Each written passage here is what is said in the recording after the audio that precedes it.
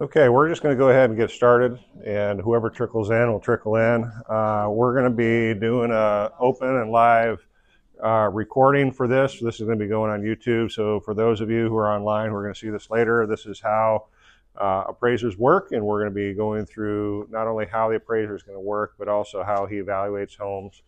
And then we're going to talk about how to do market analysis and some other things like that. Live Q&A, so there's no set agenda other than whatever you want to share. Dean here is with Dean Martin and Associates. Is that right? And he's been doing appraisals forever. We have him actually on our panel at Churchill because we want to make sure that we get consistent appraisals across the board. And so he does a fantastic job. I've worked with Dean for several years now, and I'm very thankful for that opportunity because you can't always talk to every appraiser. I don't know if you've run into that or not, but sometimes that can be an issue where you just can't physically talk to anybody. And Dean is a great one to at least have a good conversation with and understand what's going on in the market and with that. So Dean, I'll just go ahead and let you get started. Why don't you give us an update on the market? We can go ahead and sit down here if you want and see what we can do to help the community. So talk first about the market and what's going on in the market. I feel like it's picking up from where it's been. We've seen a lot of uptick in the last probably 4 to 6 weeks, something like that. And it's crazy because you drove around all winter and you saw for sale signs and they were there for like it seemed like the whole time, just nothing was happening. And even now, when we try to get comps from the ones that are selling, we're going back to last fall or even last summer because we have to use sold sales. So I know you guys price things based on your competition in the listings, but we're looking at old sales because nothing's happening. Once these things start closing, it's going to help things a whole lot. As far as things that have happened for the appraisal industry, Fannie Mae just came out with some guidance and requirements that they want us to make a lot of time adjustments going forward.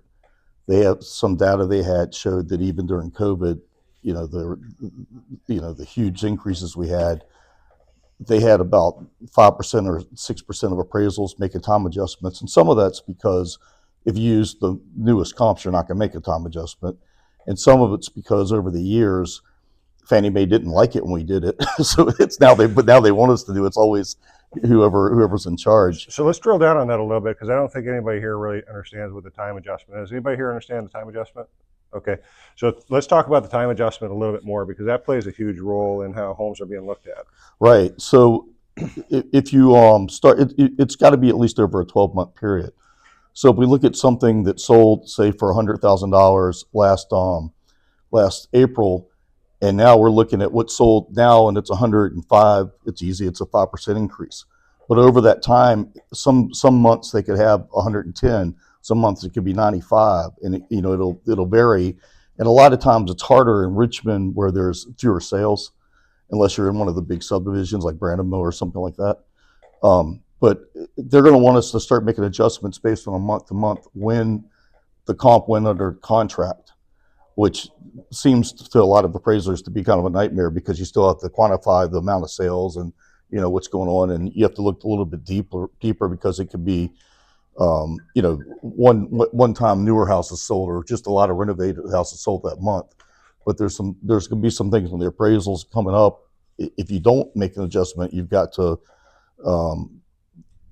explain why you didn't. If you do make an adjustment, you've got to show the data to support the adjustments. So just to be clear on some of that means that if there's a declining month over month, that you have to explain why you're going higher, or you have to explain why you're going lower, or it could be declining or increasing. You don't know what it's going to be until you look at the data.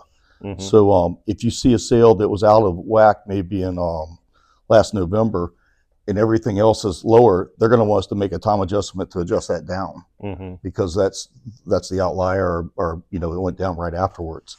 And I've actually seen that already. I had a condo, so I serve several different markets, including Florida. And we had a condo. Florida is not nearly as moving as here, just so you know. And especially the condo market, it's in terrible shape down there. And we had a $50,000 shortage on the appraisal, but they did a time adjustment, meaning that the last home that happened with that condo was back in, like, I think we closed in February, so that one was in November. And that one was, they adjusted it based off of that timeline, saying that the market was declining and that there's no reason why they should be able to give them this price instead they gave them this price. Is that what you're referring to? Yeah, yeah, and it could be a problem. The other thing is, though, in my mind, the next price that's higher is going to set the market for everything that goes afterwards.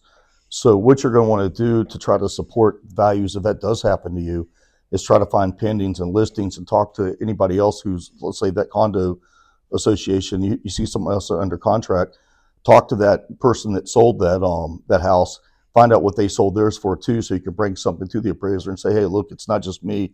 This is what people are paying now. Mm-hmm. And that's a way to kind of fight something like that. But otherwise, there are going to be some issues going forward, I'm sure, with appraisals.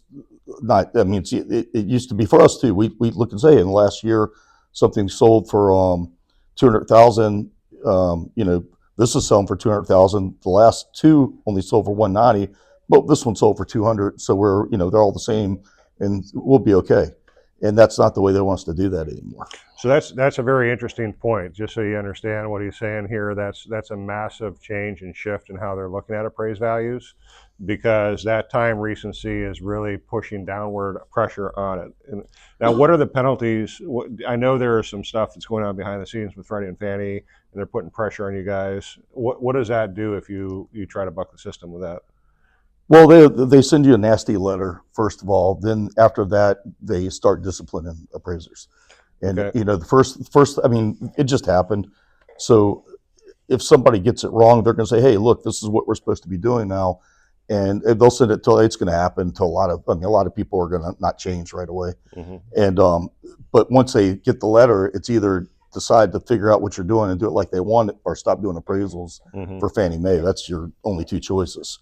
So that's something that you just got to live Right. with as an appraiser. So just so you kind of know the behind the scenes on all this, what's happening is there's a huge thing that just came out recently where they looked at values from 5 years ago to now, and values on homes, and you've seen it, have gone up over 54% in the last 5 years. And they're trying to put the brakes on some of that and try to make it more level and leveled off. And so that's part of what you're seeing with what's happening. Is that Now it can help you too, because you can make positive adjustments. Like I said, mm-hmm. if something's higher now, you have something under contract, and we can use pending sales as proof that the market's going up also. But it's not always easy to do, and a lot of times, if you call the realtor, they won't tell you what, I just sold mine for $10,000 over. They won't tell you what that is. And without that information, it's kind of a problem to be able to use that comp, because all you're going to be able to do is say it's under contract for the list price, and you can't give them any extra unless the other agent is cooperative, which usually, in my experience, people are, because they want to sell their house too, and they want that to appraise also, and whoever closes first is going to kind of set the market for the next one. Mm-hmm.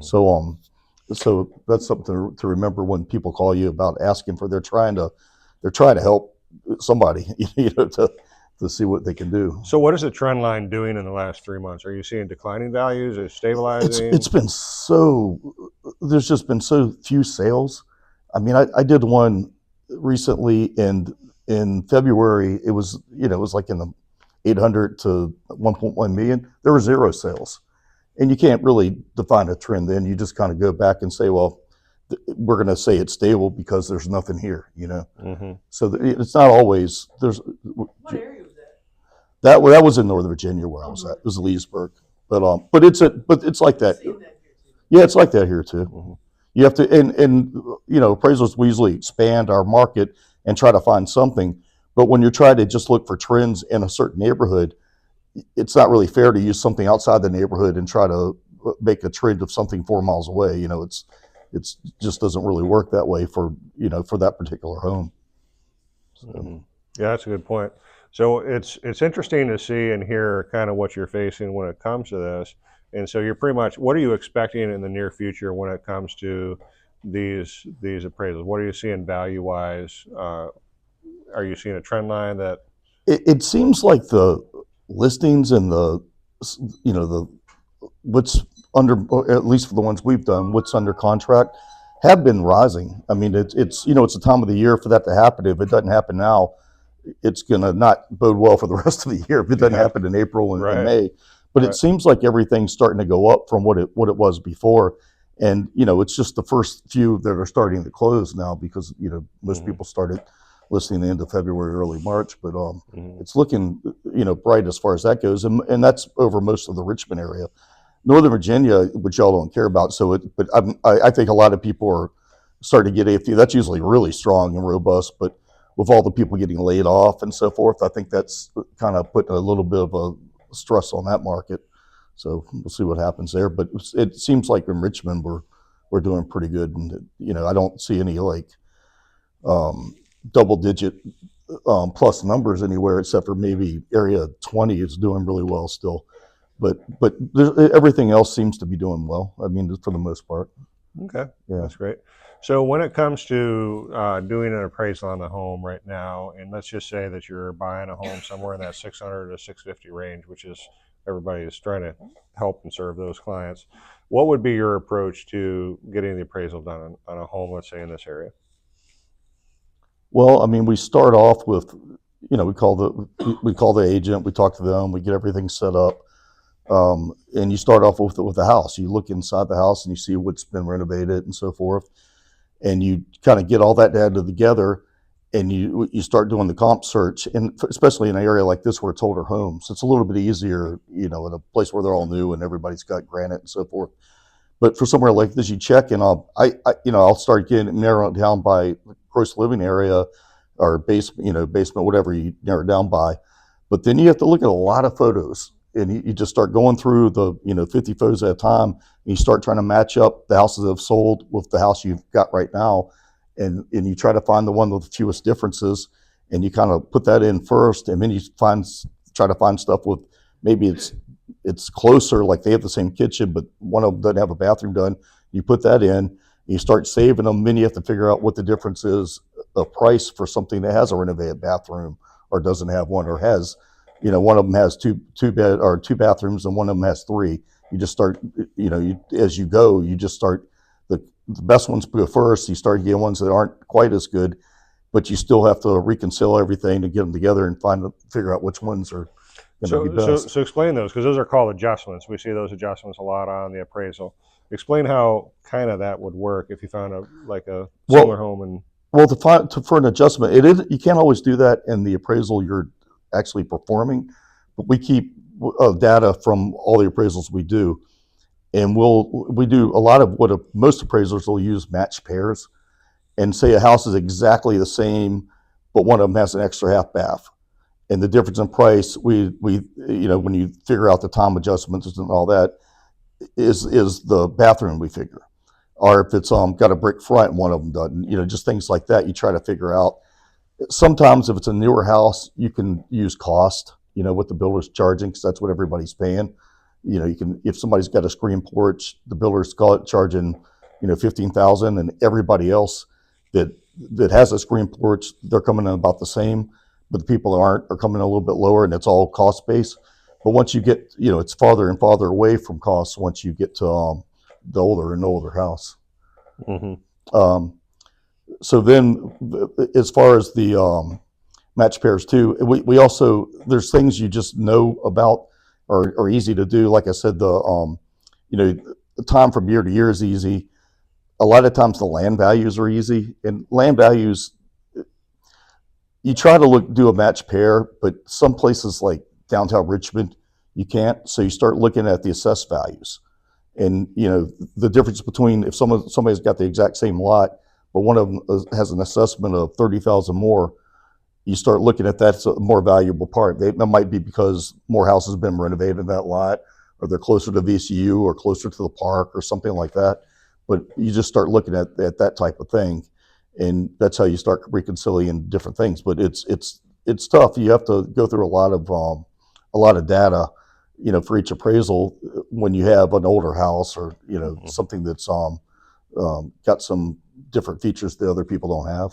So here's a question about that because I just ran into this recently, where in essence, the seller was really upset because he was in what he considered to be a pristine lot on the cul-de-sac, and the house just down the street was on a main thoroughfare. and the appraiser came in with virtually the same appraisal, and he thought he should have gotten a better credit for the cul-de-sac lot. Is that his perception? Is that Sometimes you can skewed? tell and sometimes you can't when you're doing an appraisal. I mean, Mm-hmm. yeah, most people would rather have a cul-de-sac lot, Mm-hmm. but sometimes the cul-de-sac lot and the house that's on the main road coming in sell for the same thing. Mm-hmm. And again, it's like one of the builders will sell them to put a premium on the lot, but a lot of times the buyer doesn't. It just depends on the price point too. Mm-hmm. You know, the more people pay for houses, the more they'll pay for extras in the house, Mm-hmm. and that kind of works that way. Or sometimes it's just a competition at the time. If there's no other house but the house on the main road coming in, that's going to maybe sell for the same thing as the other house. Mm-hmm. Even in a resale situation? Yeah, in a resale situation, yeah. Okay. Yeah. Any questions? I've been doing a lot of talking. I don't want to force any questions upon you. Yeah, I've got some questions on adjustments. Go ahead. So, if you were, well, I won't tell you, but if an appraisal were done in a rural area a long way away from Richmond, and it's a house that's very hard to find comps on, it's a triplex in Amelia. So we got the appraisal, and I know from looking for comps, finding comparable properties was really tough. So when we got the appraisal, there was a property that the appraiser used that had sold 5 years ago. So, but he didn't make any adjustment for market value changes over that 5-year period. So I understand the process of making adjustments to try to make the comp equal what you had. But I called him up and he said that he couldn't do that. And what seems to make sense in my head is if you're going to use a property that's 5 years old, we can very easily calculate market appreciation over 5 years and maybe make an adjustment for that. You missed the very first part of this. I was just talking about Fannie Mae. Is just came out with something where they want us to explain why we aren't making the market adjustments, time adjustments over a year period now, like month to month almost. They even look for, so that shouldn't be an issue anymore. And also, 5 years is too old to use a comp for any reason anyway. That's just shouldn't have been used. It's better to go 25 miles away, go to Powhatan or go to, I mean, even Cumberland, anywhere, than to use something 5 years old. It's still, as long as I would, something like that, I would look more like the distance from Richmond and get the comp that's still around the same distance type thing, no matter what county it was in, than I would trying to get something, that was, 2021, something like that.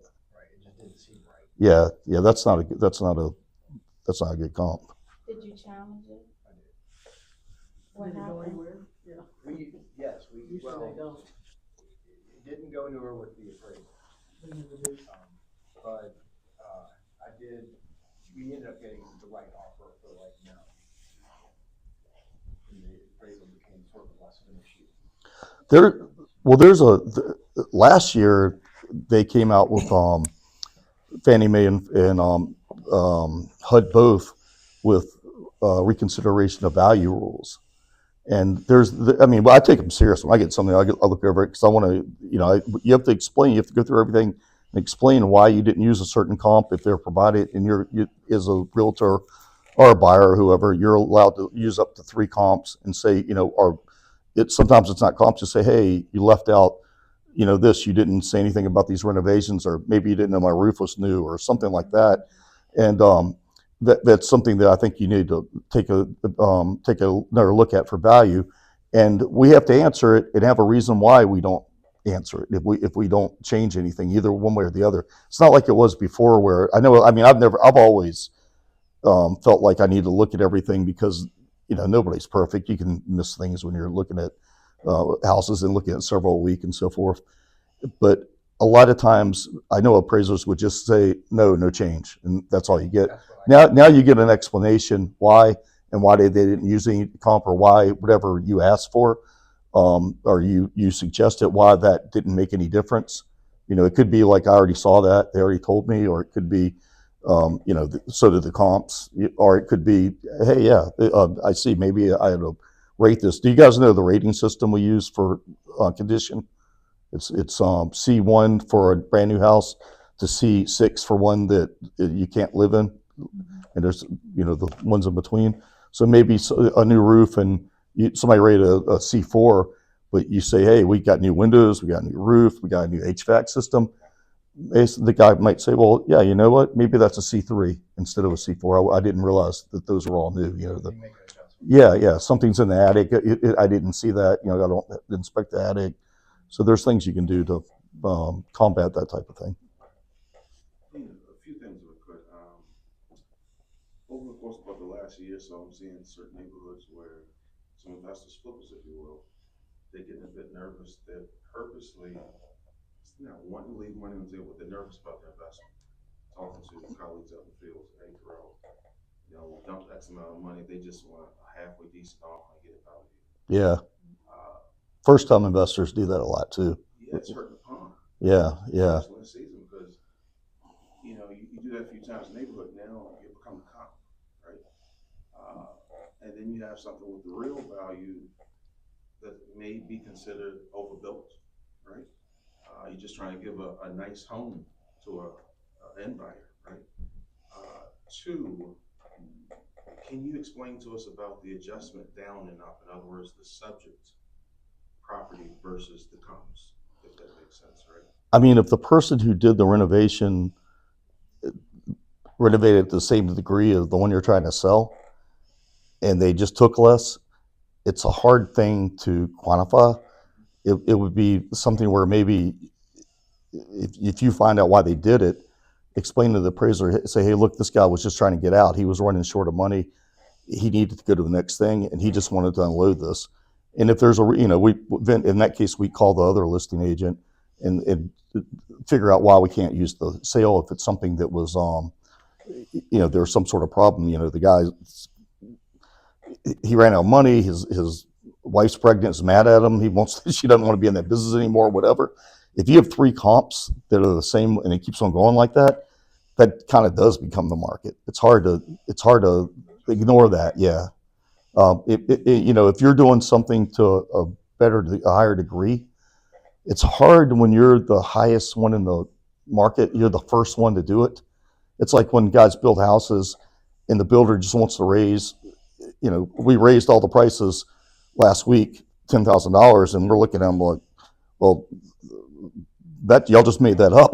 It's like, what do you do? It's hard to get that. They have to sell one first. And once they sell, or maybe, like I said, for pending sales, they sell 3 of them, then we can start saying, well, that's a new market because we got 3 different people who sold it, and we can make an adjustment because of that. But as far as, there's lots of places where people can hurt markets. There's realtors that just don't know how to price things a lot of times. I've asked people before for high ones where they got from, and they just tell me to look at Zillow. There's lots of different things that can happen. Would you recommend relatives taking an appraisal class? I don't think it would hurt, and it probably counts towards continuing education too. Make you understand the process more, and if you want to fight things also. I wouldn't think it would hurt you at all. How about, I know I've been in some situations, I guess everybody has here on the sales side. A lot of times, appraisers that would reach out, have a good dialogue. It's been a lot of times value has increased, just like you said, hey, Terrell, I missed it, I'm not perfect, right? I went by the listing, I didn't notice that. Let me go back out there. Versus when they won't call, you won't accept your phone calls, and you got to go through reconsideration. I know. See, I almost always, unless I know there's just no chance at all, I call the listing agent and I say, hey, what were you thinking on this? Because it's way better to get that stuff before than afterwards. You don't have to change anything. It's just easier to do the whole appraisal based on the information you already know, because you're not making assumptions about something that's not right. So you don't have to change all the comps or change all the adjustments for maybe. And it'll be easier for everybody if they did that. Just some people aren't going to do that. I've talked to him before about this, where I don't know what else to do. It's just not going to make it. But this is before the reconsideration of value stuff a long time ago. But they send you the information. It's like, these comps are a year and a half old. I can't use these. And it's just things you just got to work things out sometimes. But there's ways to figure things out or to help yourself just by as much information as you can up front, especially if you know about a sale that's just not a good sale for some reason. That's the best way to nip it at the bud. Say, hey, look, I know you're going to see this, but this happened here. So let me ask a question that played into the last appraisal that I had a problem with, which wasn't here in town, it was in Florida. It was on that same condo that I was telling you about. They had a condo that had closed in the same condo association 90 days ago. And that one was dismal. I mean, it was terrible. The appraised value, that's what actually brought the whole thing down. And it was very similar condo, except for it was, instead of being a 2-2, it was a 2-3. And it was 90 days old, and there were other comps that were very similar to the one that we were trying to sell or trying to get done, but they weren't in the same neighborhood. And so how does that play in? And those were more recent. And so from our perspective, it was like, these are more recent, these are the ones you should be using.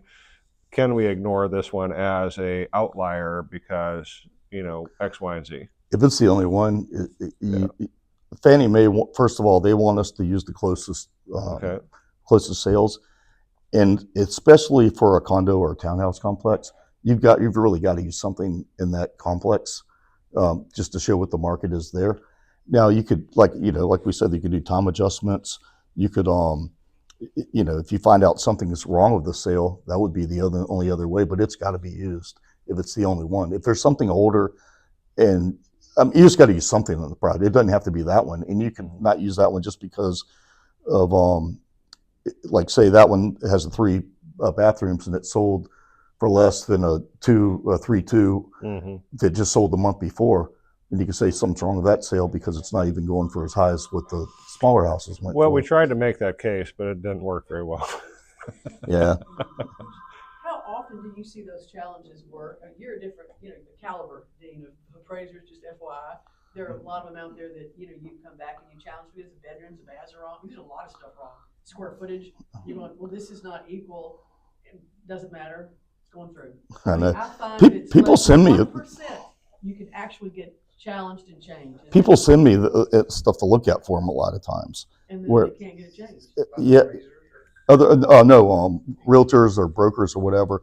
It'll be so. Why is this? And I'm like, I can't tell anybody what to do, but I would just ask them this. That's the only thing you can really do is, and you can get another appraisal done, but it's awful hard to get that done. You've got to really prove that something was done wrong. Okay, so let's talk about this specific piece about how do you challenge an appraisal, because I think this is extremely important because the rules have changed with this too. And so from the perspective of let's say I'm the loan officer and Dean is my appraiser on this house, I can't talk to him about value. I have to provide him with additional comps that he hasn't used or challenge the ones he has with new information. And we have to do what they call an ROV, which is reconsideration of value. And we have to put it in a very specific format and send it over to them. Now, some appraisers are more interested in having that conversation. Dean is one of them. That's why he's on my panel. They're more interested in having this conversation than others. Others will just kind of give you the 2-finger salute and move on. Okay, and I think some of you have experienced that too. But there is a way to challenge that, and you have to. There's 2 sides. So one is we come to Dean, and so then I would go to Dean and I would say, Dean, why don't you tell us how that challenge works? I just got one this morning. Somebody sends me the comps. They had 2 comps they wanted me to look at. And to be honest, a lot of times when you get the challenges, the comps just aren't good. They just went to the highest comp in the neighborhood they could possibly find. And this particular one had a square footage that was 1,000 square foot bigger. So that's not a comp. The other one, I didn't really have time to look at it real good before I left. The other one maybe might.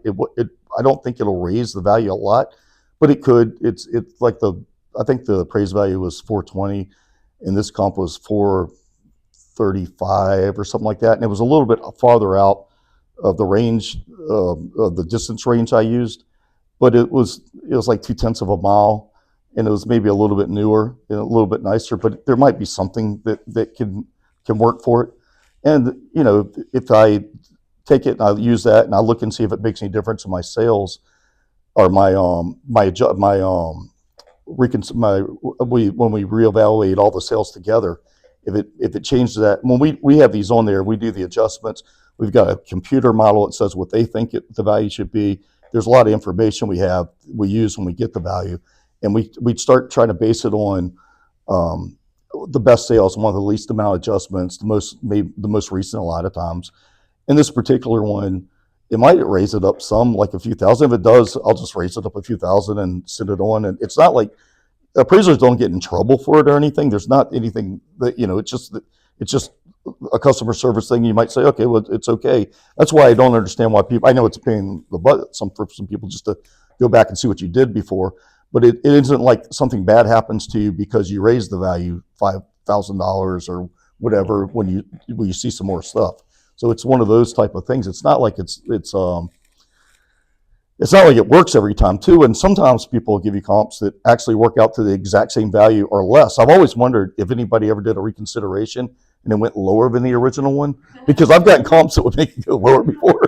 Yeah, So that's a possibility, but that's where having a good communication with not only your loan officer but the appraiser, because many times you can't talk straight to the appraiser because believe it or not, they can actually turn you in if they feel like that you're trying to influence value. Okay? the thing is also, you don't use reconsideration of values hardly ever happen, to me at least, for the list price. Every once in a while, but hardly ever. It always happens when somebody's paying $100,000 more, and the borrower just doesn't want to put down any more money. That's what it amounts to, and everybody knows the list price is probably pretty close, at least when they listed it would sell for. Maybe there's something that sold since then, and it goes up some, but it's usually that's when it happens, and so it's just people just trying to do whatever they can for the. So the process that happens is after he's done with it, what happens is it goes through a reporting system, an SSR, and then also goes through collateral underwriting. And collateral underwriting is, you've heard of the automated underwriting systems that we have to go through for Fannie Mae, Freddie Mac. We call them DU and LP. You guys heard about those? Oh, you haven't? Okay, well, I'll have to talk more about that after we're done with this. But we take his file and we have to submit it through the Fannie Mae collateral underwrite, and it pushes back to us a factor, meaning he's overappraised it and gotten really risky, or he's underappraised it and he's been extremely conservative. Most of the time it's neither end. Usually it's somewhere in the middle, and they want to see it that he's not, kind of taking risks on it, going crazy with crazy comps just to try to get the house appraised.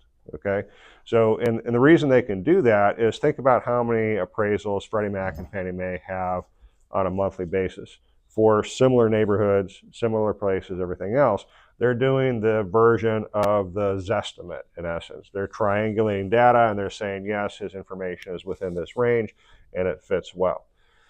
From a loan officer perspective, when we get ready to challenge an appraiser, the first thing we have to do is we have to go through the steps. If we don't go through the steps, we actually put ourselves in a place where we're trying to influence value, and influencing value can cause a problem, and he can also report me and I can be in a lot of trouble. So we send him the reconsideration of value, see what he kind of does. Sometimes he goes and it helps, sometimes it doesn't. We then take that information, throw it through the collateral underwrite, and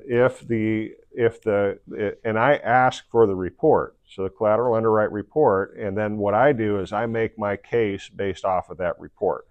Like the one that we had in Florida, and I'll just keep going back to it because it was a painful memory, and they went $50,000 under. It was terrible, but we got it closed because it worked out in the end.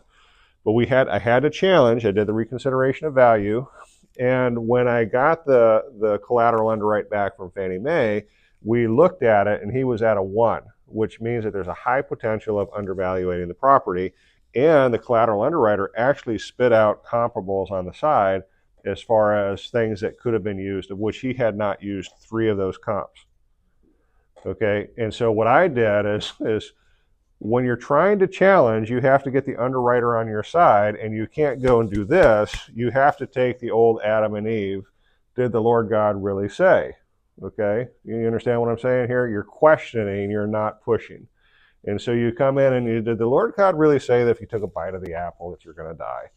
Okay, and you just create those questions in the mind of the underwriter. So that's what I had to do, is go and create questions in the mind of the underwriter to say, I think he severely underwrote this, or he severely underappraised this. Here's the comps. Here's the ones that should have been used. Here's the ones that are possibilities. Here's what we need to do in order to be able to go forward. I created enough doubt to where the underwriter contacted the appraiser. And how does that conversation go? A lot of times what they'll do is they'll send us the 3 comps that the computer spit out. Mm-hmm. And sometimes it's more than that.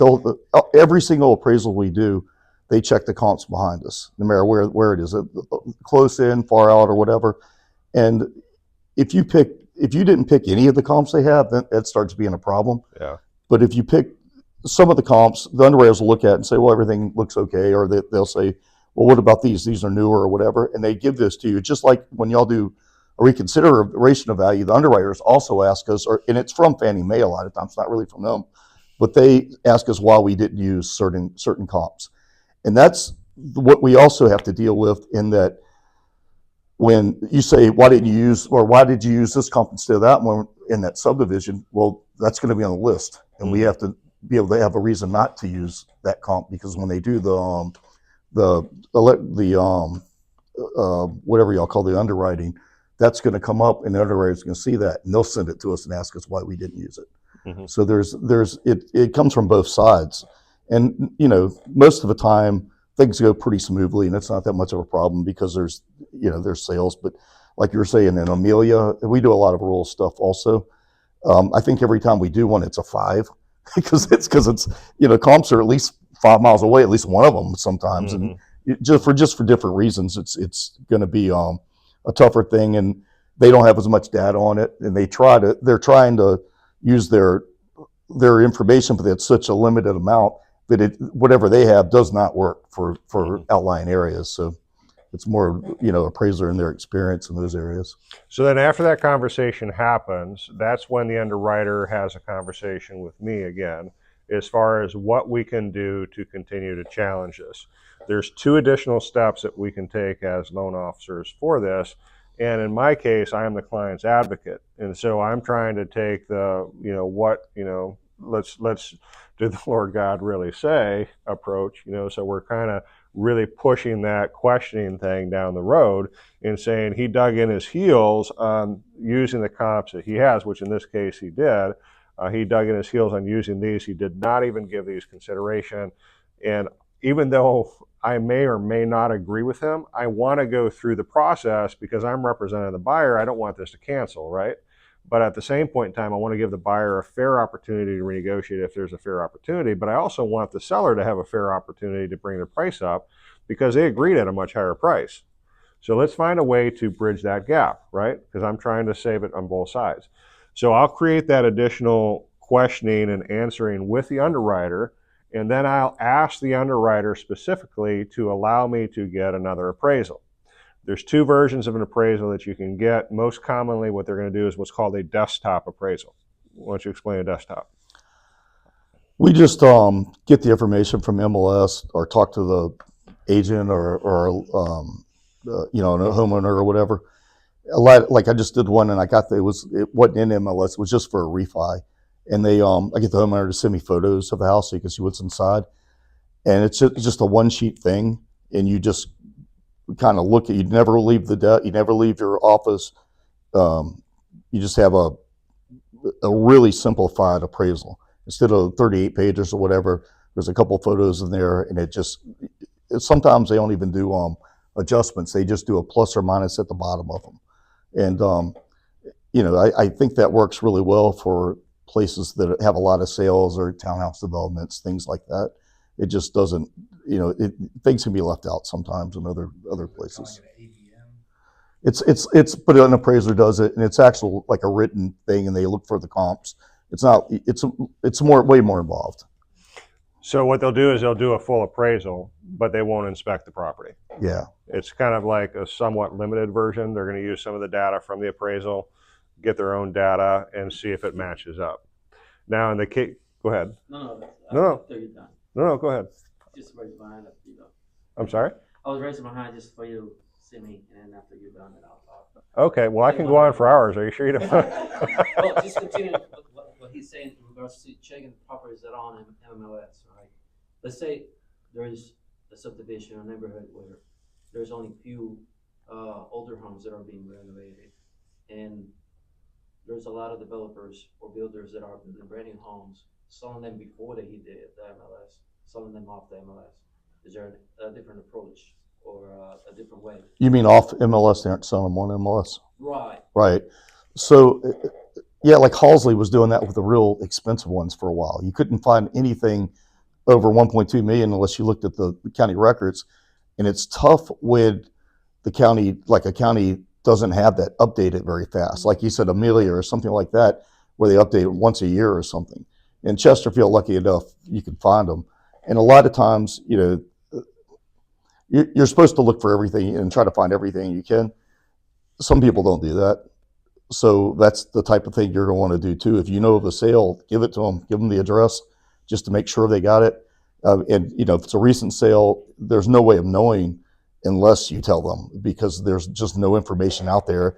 And once you do that, it's up to the appraiser to verify it with whoever they call the builder's agent or whoever, and make sure it's sold for what they said.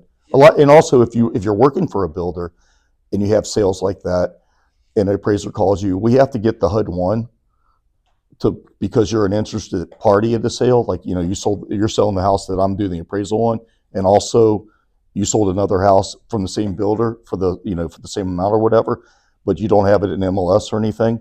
We ask for the HUD 1, and we ask for the contract, signed contract with the sale on it, and whatever plans, so we can use that one if they aren't in county records yet.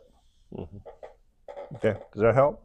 Yes, sir. So one of the things that we do is every time we're doing a renovation, we use a spreadsheet or worksheet.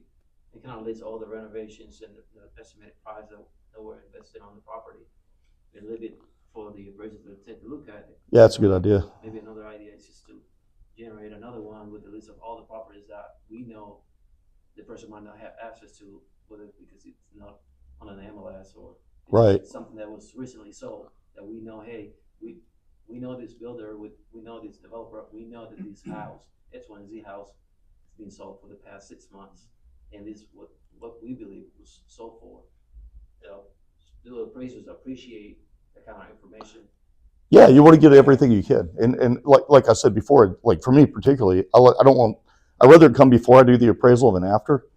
It's just a way easier to have everything, because you when you're doing adjustments, like I said, we do match pairs, and if we're doing match pairs based on a comp that isn't as good as a comp we could have used, everything could be off a little bit. So it's kind of, you know, it's nice to get all the information ahead of time. So what type of adjustment would you make for, you know, let's say a couple-year-old home, you know, versus a new construction? You know, if, you know, we get this question all the time. Sellers say, well, you know, they're selling for 10 or 15, $20,000 more, same square footage, same bedroom, same bath count, you know, all that stuff. We did a few things to it. You know, should we be at that same? No, because our new construction, just it's inherent, you get to choose everything you want. Right. You know, you get to pick the countertops, you get to pick all the other stuff. Plus, you know, there's a certain amount of people like to be the only one that ever lived there. Right. There's just a lot of reasons why new constructions could be different than a 2-year-old house even.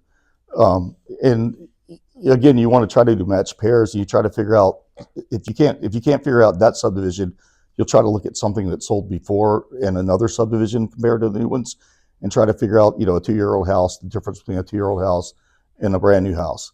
And you'll make adjustments. Like and it also depends really on the price you're at.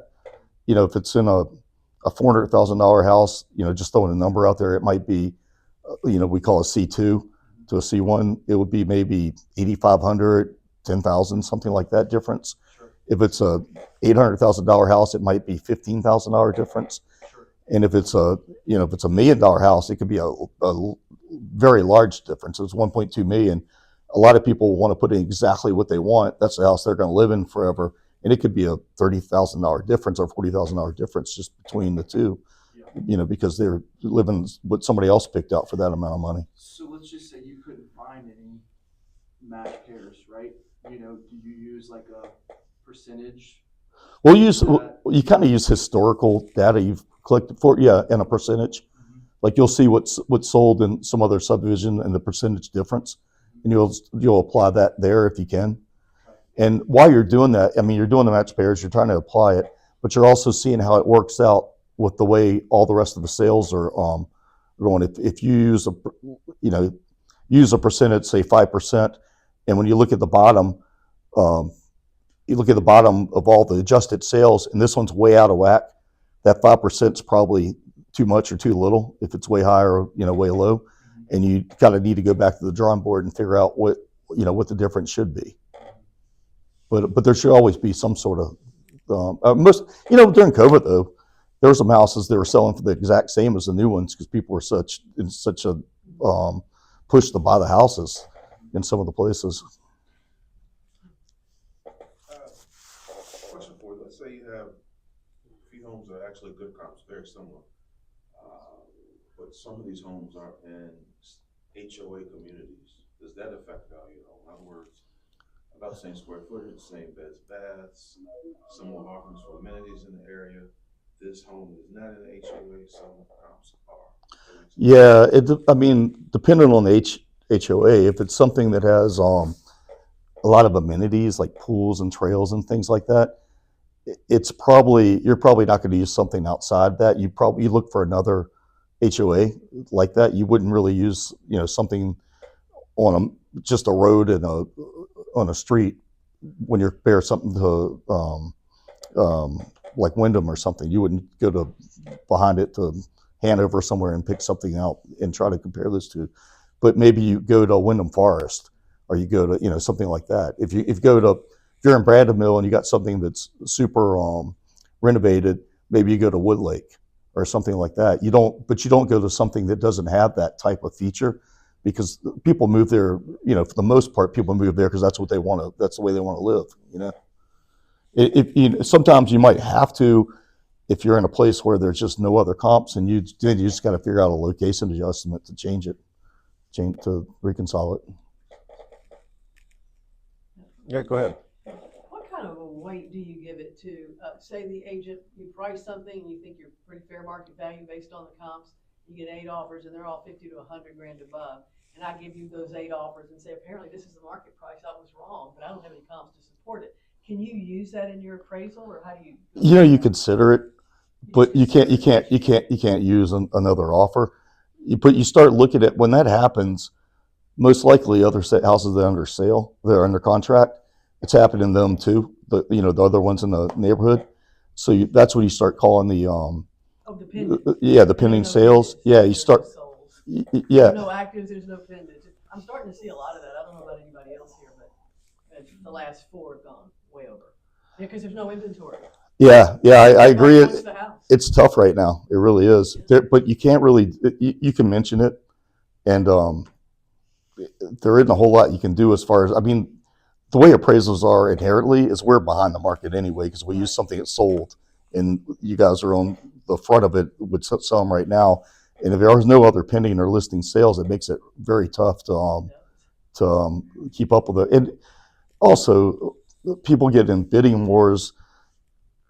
It's so emotional, and the way they're trying to do appraisers now, they're trying to make us a science, and it's always been emotional, and it always will be. It's hard to really keep up with, it's hard to quantify scientifically with somebody paying $100,000 because their wife's pregnant and they lost its last 7 houses. Right. It's just impossible to keep up with that. But once somebody sets a market, at least, the next person will come in and they have that, hopefully, for them. And they don't, it's not like they lost all the money in the house. It's just the next person up will benefit from it. Good. How much weight do you guys give, a house being sold as is versus one that may not be, as far as value goes? You look at the differences in the house. If something's been totally renovated, you start looking at, a lot of times a renovated house will sell for more than what it costs to renovate it. You know, so because you got the, yeah, so that's why people renovate them and sell them. So something that's as is, nothing's been happened to, they'll say, well, you know, it really only cost me, if I did this, $20,000 to renovate it, but you know the market's going to pay them like 30 or 40,000, maybe more than that, depending on what they did. And the unrenovated house is going to have an adjustment down somewhere in that price range for the differences. You know, if they don't have a kitchen, they don't have granite or whatever it works out to be. It's harder when they like halfway renovated it. It's easier when it's just as is and nothing's been done. But when they've done enough to make it look kind of like the other one, but they haven't, you know, so say they put all granite and new appliances in, but they didn't do anything to the cabinets. And the other guy's done everything, you know, done the floor of the cabinets, everything. And it makes it a little tougher. And you start having to look at cost a little bit when there's been some sort of stuff done. But an as-is house, it's hard because hardly anybody sells it like that. It's really hard when they're in bad shape and they're as is. I mean, if it's just something that's, you know, an old house that's been kept up, well, you can find another comp like that. They sell like that. But when something's been, you know, just neglected for a long time, that makes it tough. And that's way more the cost to get it to. You take way more off than that. You take off, you know, that plus, you know,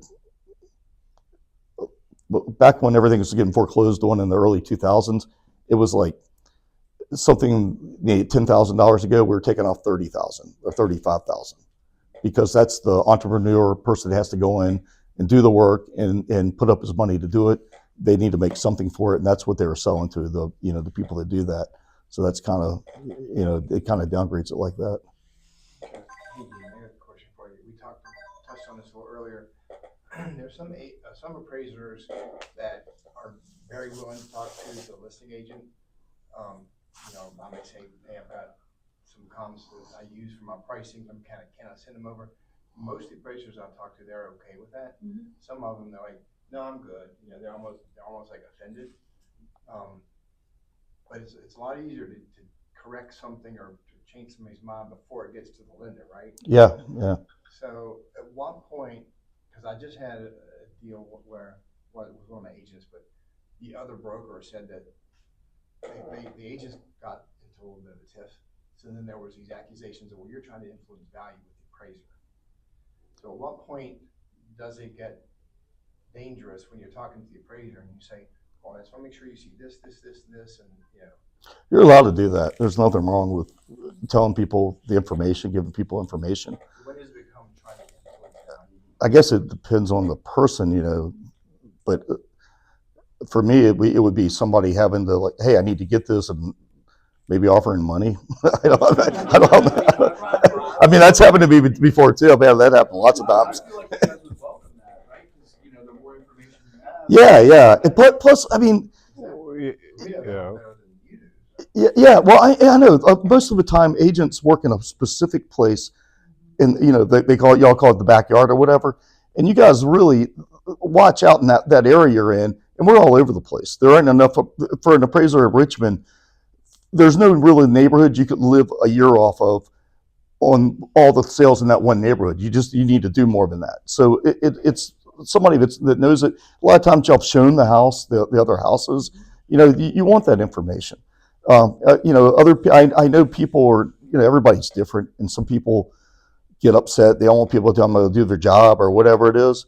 But I mean, honestly, just smile would be nice and take it even if you don't want it. I don't know why people don't just do that. It just makes for everything easier for them later, you know.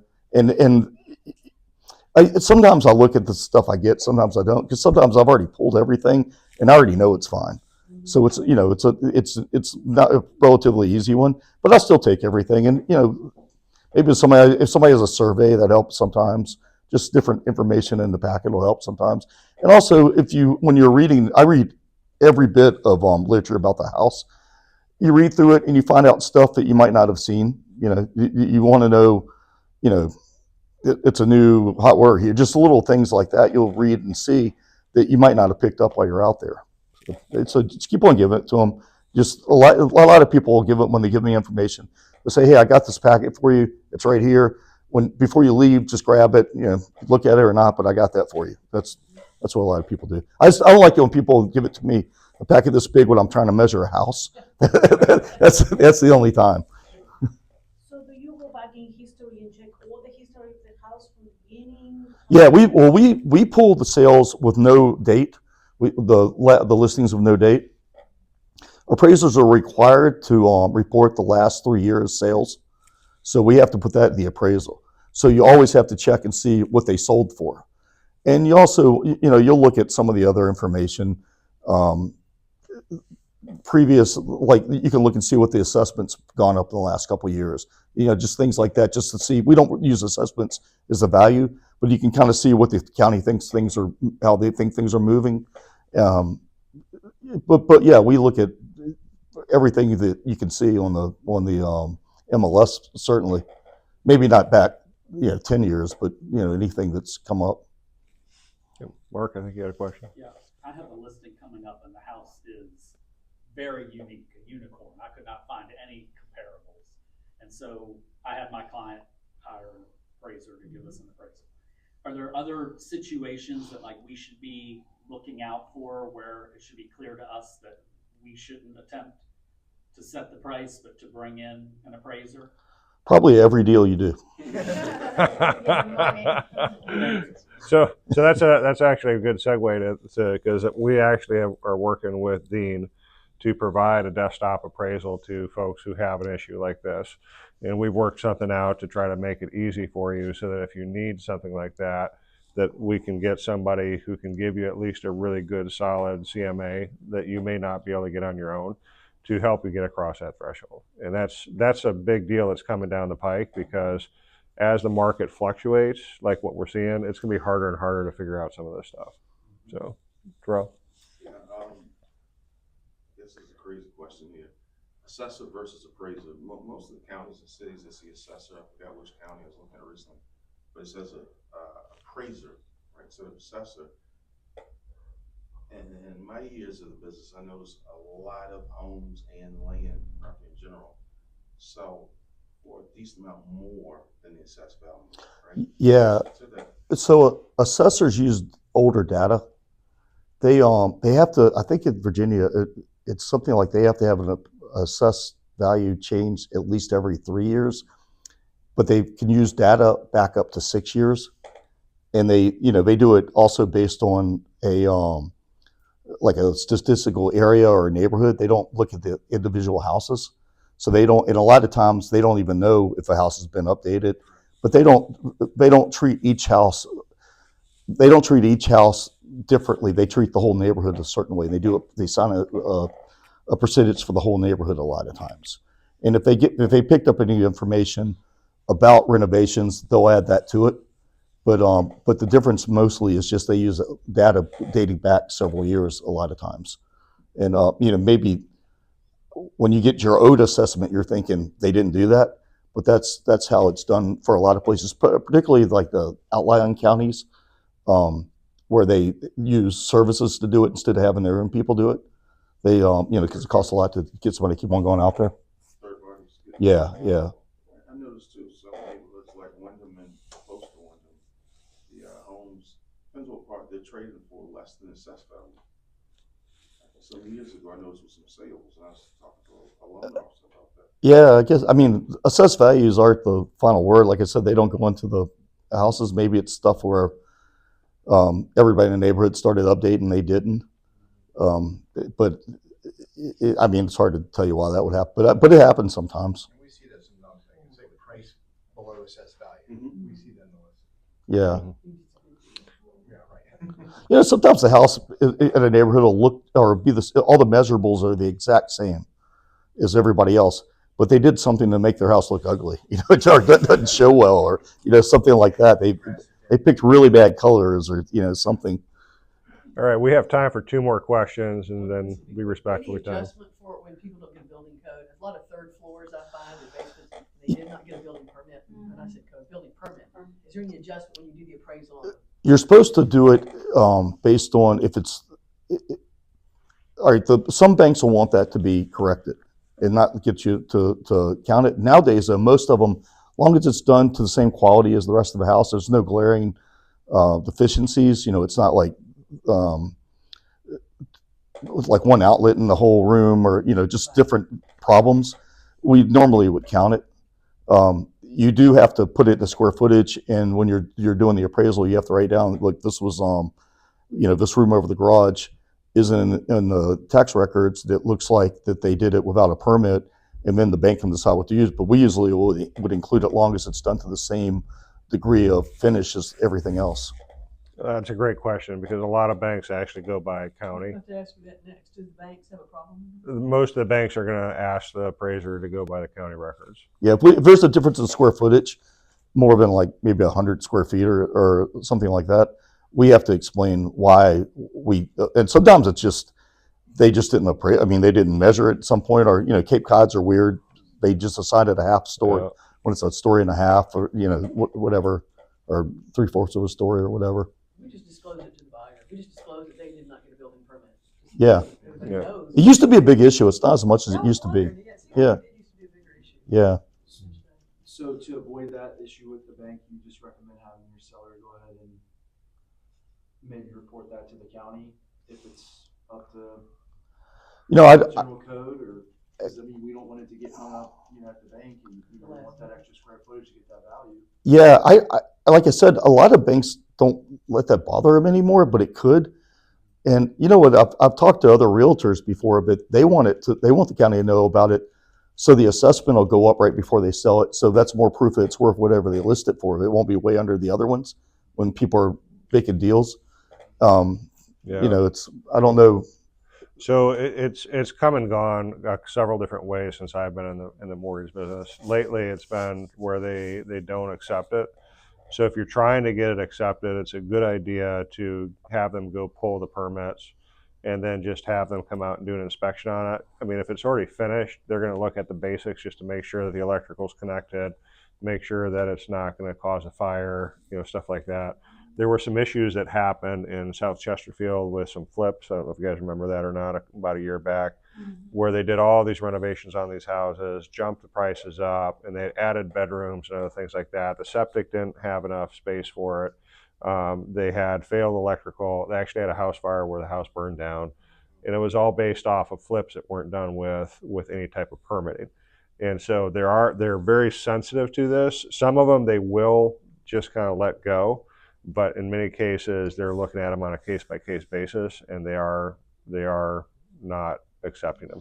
So you do need to try to include or get your people to, you know, try to at least get the county to recognize it. Would be a good idea because you may not necessarily get the value on the appraised side. If you ever have a house that has an extra kitchen or even a stove, Mm-hmm. You need to make sure that's legal, because that's something that they will come down on. They will, yeah. And it's better if it is illegal, just get them to cap off the 220 volt for the stove and put a sheet over it or something, hide it somewhere, so it's not a second kitchen, because that'll hold things up. That's something it really does. Now with a new accessory dwelling unit rule that they're putting out there, that has gotten a little easier. Yeah. But it's still, it has to be a legal accessory dwelling unit, not necessarily a, you know, just we finish this off. Yeah. All right, guys, we're past our time. We certainly can keep going and asking questions. I would encourage you to stick around and ask questions if you have them. I know I have one about basements. I don't know, none of you have a problem with basements and valuations, but that seems to be a problem from time to time on basements. So I would encourage you to stick around. Ezzy has been fantastic. She's put a little bit of a spread back here just so you can network and get to know, and then get to know Dean as well. I know that he's fantastic about you know, setting you up for success. So if you do want a desktop appraisal, kind of like what Mark just did, he can set you up for that. And I want to thank Todd, who's opened up his showroom here to let us use it for this event and use it. It's a fantastic showroom. If you haven't looked around, please look around at the whole thing. He does have an opportunity to wholesale you. I'll let him talk about it, and maybe you want to come up and talk about it now. Well, anything you see in here is for sale. And we are trying to establish relationships within the realtor community. So if you have a client that wants to renovate their kitchen or bath, they want to buy cabinetry or something, we're going to sell it to you for cheaper than you buy it anywhere else. So I have to talk to you about before you leave, by the way, Andres. I couldn't go talk to you. So yeah, anything you see, talk to Ezzy. If you have a client renovating and you want to gift them, hey, I can get you these cabinets for cost plus 10%, where anywhere else you're going to pay more than that. We're happy to do that. Okay, so stick around, have a chance to talk with everybody. I'd love to have you be a part of the conversation continuing forward, and thank you so much for coming. Thank you so much.